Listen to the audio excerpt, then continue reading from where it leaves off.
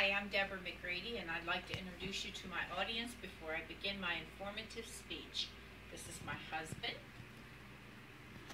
This is my daughter and grandpuppy, Tug, and my son-in-law, who is operating the equipment for me today. How would you feel if you were driving down the highway and all of a sudden you looked up and you saw this billboard that had your name on it?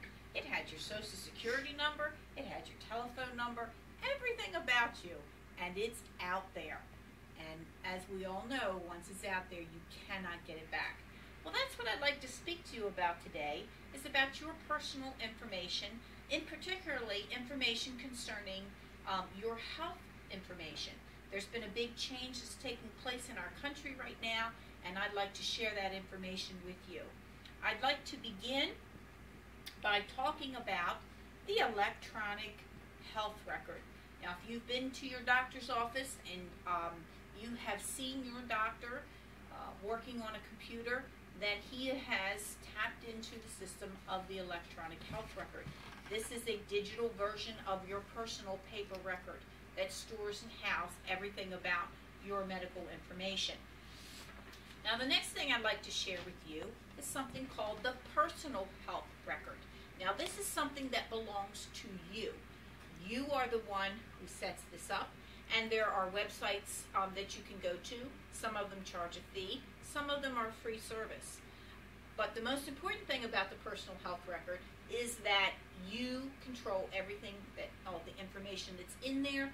You have a user ID and a password, and you determine who you want to have that information. Now, all of this information is going into an electronic system that is called the Health Information Exchange. And I have a diagram here of a little bubble, and that's just a symbol of what the Health Information Exchange is. You can take the information from the electronic health record, the personal health record. You can take information from the hospital or from the imaging center or the pharmacy, and all of this information is fed into the Health Information Exchange. And of course, the information is encrypted to protect it from the wrongdoers who would try to access your information in the wrong way. Okay, so now I've given you the basis. I'd like to give you just a few more acronyms, and I'd like to talk to you about the law that has taken place. If any of you have looked at the television in the past few years, I'm sure you have heard the word HIPAA. HIPAA stands for Health Information Portability and Accountability Act. This law was put into motion in 1996, and there are four main things that the HIPAA law does for us as citizens. The first thing is it continues health coverage when you change or lose your job. The next thing is it reduces fraud and abuse that happens in the healthcare field today. It also protects and gives confidential handling of all of your personal matters. And lastly, it mandates an industry-wide standard for electronic transactions. Now, there's one more law that we need to talk about, and it's called the High-Tech Act. The High-Tech Act is the Health Information Technology and Economic and Clinical Health Act. This was adopted in 2009 along with the American Recovery Act, which is the stimulus bill. The purpose for this was to stimulate the use of the electronic health record. Now, just to give you a little bit of background here, we are one of the last countries to adopt this into our healthcare system, and so we are running behind.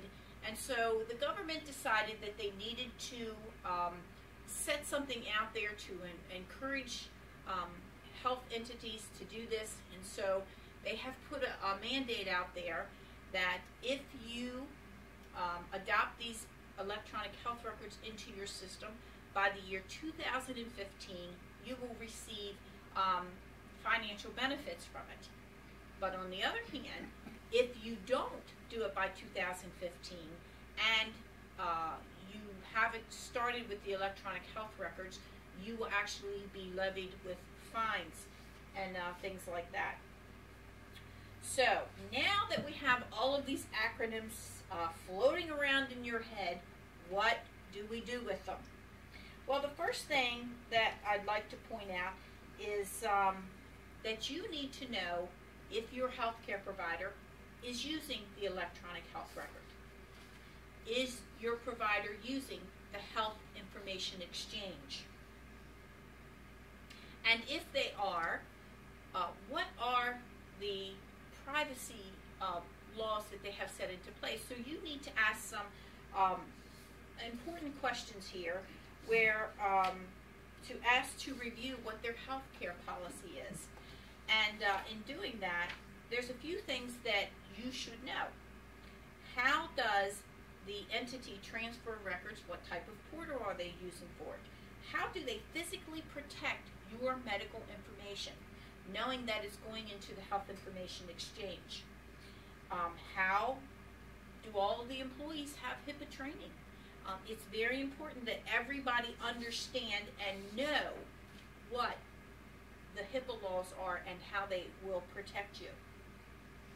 So now that we've had all of these acronyms thrown at you, I'd like to just do a little bit of a review to go over what I've talked about here today. There's the electronic health records, there's the Health Information Exchange, there's the personal health records, there's HIPAA and high tech. And we can get our info so much faster now, but so can others. So we need to know what the HIPAA laws are so that we can be protected by them. We understand what our rights are. Having a personal health record will help you keep in touch with your information.